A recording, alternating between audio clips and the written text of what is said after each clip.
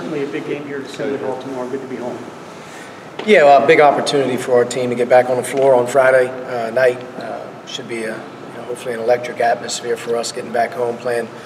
Obviously a really highly regarded Michigan team who's having a phenomenal season, and already played them one time in Arbor a few weeks back at the beginning of January. So we have some things we obviously have to get cleaned up, or at least try to tidy up as we get ready to play them on Friday night. And then can't really think past much of that. Once we get through with Michigan, obviously we'll start our prep for our next set of games, which obviously we're on the road again at Rutgers then on Wednesday. But our focus has been good, coming off Northwestern, and we're anxious to sort of get back on the floor, I think. Mike? Different situations, obviously, but 2014 you had a run of 4 straight losses, and I think lost 5 or 6 at Dayton. Obviously turned things around the second half of that season, but kind of a two-part question. I mean, how do you kind of shake off of that stretch in the second half of the season, and is there anything from that maybe you can use from that situation to spin forward here? Yeah, similar. That team back in 14 had a great non-conference, started off conference play in a league that was very deep, sort of like we're in right now, and we took some lumps. We did, and we got into ourselves where it was really, really hard month. And but to those kids' credit and to our staff's credit at that time, we found a way to keep it positive, keep improving, and you just keep pounding, so to speak, to find a way to get one positive thing, which at that time was get a win. And once we got one, I thought that sort of relieved everyone that we can continue to work hard and do some things, and that team found a way to I think went 13 out of 16 and was 40 minutes from a Final Four. Now, it's hard to do. You got to have great character. You have to have great leadership. You have to have tremendous togetherness, and that's what we're searching for here. We're in a tough stretch. Obviously we don't want to be in the situation that we're currently in, but you can't worry about what's happened in the past. You have to continue to focus on getting better. You have to continue on making the players feel like they're getting better and they're earning their confidence back. And you have another opportunity on Friday. The games aren't going away, so we just have to continue to prepare and get better. Our guys, genuinely right now are continuing to work hard. We don't have a negative attitude. The thing that's a little bit different right now is obviously, we're down some bodies, and we got to try to find a way to get those guys back as soon as we possibly can from the health-related standpoint. Even in the Northwestern game, down 15, you guys went on a 13-1 run. What did you? And the guys were bought in, obviously, to the rally and didn't quite get over the hump. But what did you see from your guys during that rally that might be able to carry it over together? We continued to get stops. We were able to sort of plug the hole on the three-point line. We weren't defending the three at the end of the first half, and then, clearly Aaron Falzon had an unbelievable game with the way that he shot it, and it gave them great energy. But we were able to calm down. We were able to find a way to, keep it at a workable margin, stop the three-point line for the most part, and then we had some guys step up and make some plays. I thought Al was pretty good for us in that game. Juwan obviously was a workhorse, as well. We got some timely offensive rebounds. We were able to get it into a three-point game, and it felt like it was anybody's game at that point in time. So we fought hard to get back in it. We weren't good enough defending the three, and just in general, just in watching us, we're not as tight. We're not as connected on defense. And from an offensive perspective, our defense has got to create some offense for us. I think in our last 4 games or whatever the losing streak is, you can think back on it. What are we not doing? And I just think forcing turnovers, the activity level, the ability to get defense to offense hasn't been there for us, which has hurt us. We kind of asked about it on Tuesday night, but just in more depth, just kind of where is Race? How did maybe he feel, not just from a physical perspective, but maybe a little bit of a mental perspective after being able to at least dress and warm up, and kind of do you anticipate seeing him game minutes for him soon? Race has had a hard year. There's very few players that have had the type of injury that he had and the length that he's been out. And I'm just happy that he's back, feeling better. Our staff's genuinely back watching him, look himself again. And it's been good that he's been now re-engaged in practice. He's been cleared to go full contact in practice. He's not anywhere near in terms of being able to have game shape. And when you don't have game shape, at the end of the day, you're not going to be able to contribute as much as you possibly like to. But he has time here, and we have a long season left.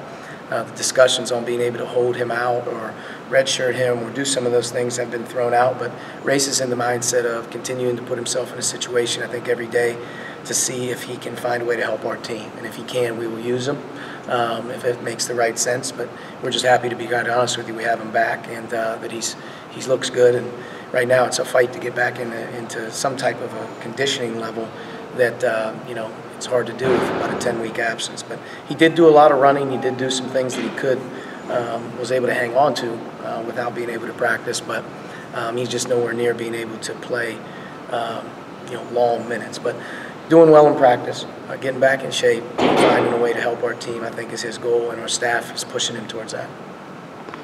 Coach Isaiah Livers didn't play in the last game against Michigan. How does he maybe change what they throw at you? He really changes their team. He gives them the ability to play small with 5 3-point shooters on the floor, and he mismatches. They have a great lineup there, so to speak, with their small ball, and they're very versatile defensively with that type of quickness and speed. So he didn't play in the first game. We weren't aware of that.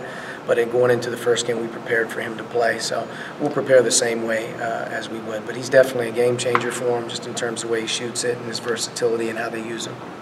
In terms of your shooting, Al's one of the few guys that's kind of had that reliable percentage from behind the arc a lot of the year.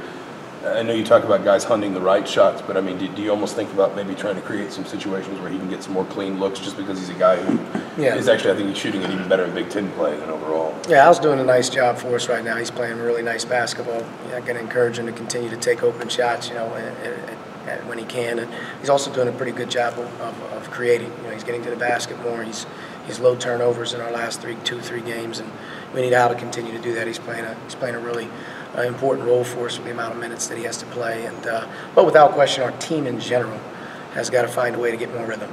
And that's the quest of the staff with the changing and the turnover of roster, who's available, what you have to do. We're sort of tweaking things as we go and figuring out what we have to do. But we have good looks. Guys are getting open shots. Some guys are being left open purposely, I think, right now, just to see if they can make it. That messes with you a little bit, but with the most things, step up right now, accountability-wise, do more, invest in your game a little bit more. Staff's got to continue to obviously do a great job building confidence, and we're constantly trying to find a way where we can get as much out of everybody as we can. But, shooting the ball right now, we're not making shots. I do think it was good to see Rob step up and let some go the other day. He's a good shooter, and Al, without question. But Justin to Zach, if they're open, they got to be willing to shoot it, and they have to be willing, obviously, with great confidence that they can make that shot. And I think, as we get more movement here, more ball movement, as we continue to hopefully improve, we can get some more easy looks. Purdue and Northwestern kind of able to bottle up Romeo's driving lanes a little bit in those last couple games. How do you get him playing in space again and kind of opening up those lanes to the basket? Continue to emphasize transition, continue to emphasize pushing the ball. In the half court, I think in our league in general, it's tough to drive. It's a physical league. He gets his seams in transition. He gets his seams after the ball moves. That's where he has to find it. He's not going to be able to do it with the ball in his hands 100% of the time, just because teams aren't really gated, in terms of just loading up on him. And he's reading it. There's two on the ball a lot. He's making the right play. I think in general right now with him, we have to get him back out in transition more. Our team has to get back out in transition more. And I keep saying, I can't stress it enough, the better our defense plays, the more we're able to create offense with it. That makes those guys that much more dangerous to play. And I think just in this month of January, our defense hasn't been terrible, but it just hasn't been up to speed in terms of what it needs to be with the size of our team right now. We have to create more with our defense, and that's a huge problem for us right now. And obviously, you're playing against really well-coached teams. They execute. Michigan's one of them, and they don't turn the ball over very much. But we're going to have to find a way to disrupt if we can have a chance to get out in transition. The game film from Northwestern showing common themes to those foul zone threes, any common mistakes. He hadn't played a lot coming into the game. Yeah. He's regarded as a very good shooter in scouting. Obviously, you talk about that, but they did a really nice job of running him off screens, I thought, more so than him just standing there making shots. They created action for him, and with great confidence, he let it go. And he got it going into the first half, and I think that gave them confidence in the second half to go back to him. And, I think he had one just a kind of deflected ball landed in his hands in the corner. It was just his night. But, 6 of 7 from 3 and 1 foul. He basically had 7 3-pointers in the game in limited minutes. And without question, if that slowed down at all, that one guy just a little bit, could have been a little bit of a different game. But give him credit. He made tough shots, running off screens at times, and from great range too. You know, he was shooting them from deep. So, you know, he had a good game. You got to give him credit. This is anecdotal. But it seemed to me in the Northwestern game and other games, you guys have had good success on inbounds plays, freeing people up. Got Juwan an easy one, got Justin a dunk which you missed, but you freed Rob up for a three-pointer. Anything you can learn on the half-court offensive from that kind of set, off an inbound set that could translate to half-court offense too? Well, I think we take great pride when we take the ball out of bounds. We're trying to score. We're not just trying to get it in. You know, I think in general, you know, when we call a number, we're trying to get a specific guy an opportunity to get a catch. So I think in the half court, it's obviously very similar, but, you know, without question, trying to create certain situations for certain guys to be involved in action that can create them an opportunity to make a play. And, you know, we're definitely looking at all the things to help us with. And, you know, your team evolves as the year goes on. It changes at time to time, and certain guys are playing better at certain times. So you got to look to maybe create some more action for that one guy or two guys that are playing well. Just one quick one. Is just Durham still fighting with the ankle? Yeah, Durant's shut down right now. You know, in his defense, we and he probably tried to mask it at the beginning of January. He probably should have been shut down as you know, right after the Illinois game rather than try to patchwork.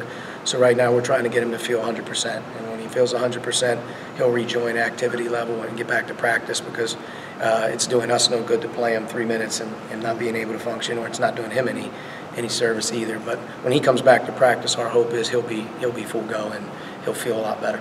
That's good. Yep. Thank you.